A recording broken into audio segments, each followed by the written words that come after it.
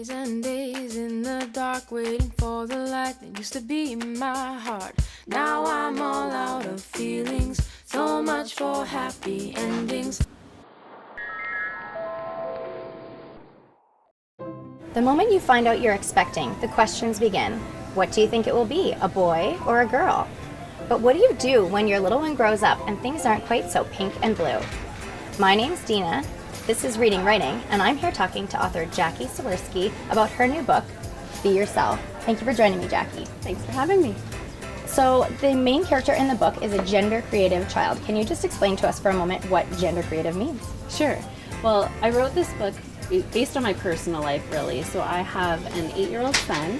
He actually illustrated the book, and he's what I call gender creative.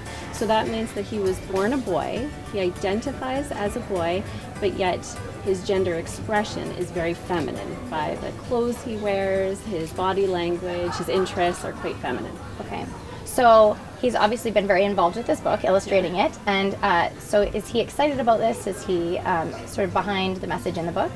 Oh, for sure. I mean, I think our whole family would like everybody to learn this. It's hard when you're the kid that's always different. And so for him having this, we're really hoping that we share this message and this language of acceptance so that, you know, people are more understanding and respectful of who he is and who other, you know, gender diverse kids are. Yeah, for sure. And in the book, one of the things that you say is that we should love children for who they are, not for who we expect them to be. And I think that's a really important point.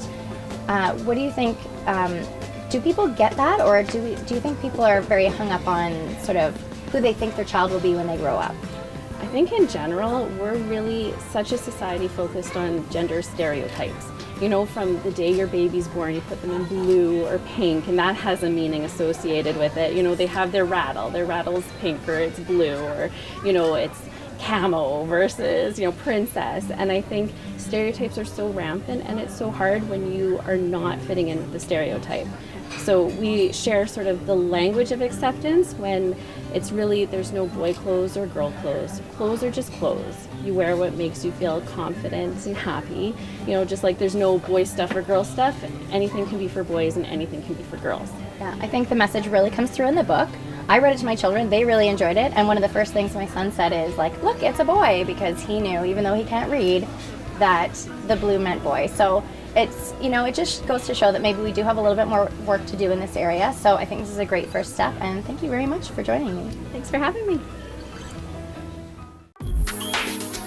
Still to come, the beauty of Navro dance. But up first, Ralph rocks it out in the studio, and we get introduced to the new music from James Culleton.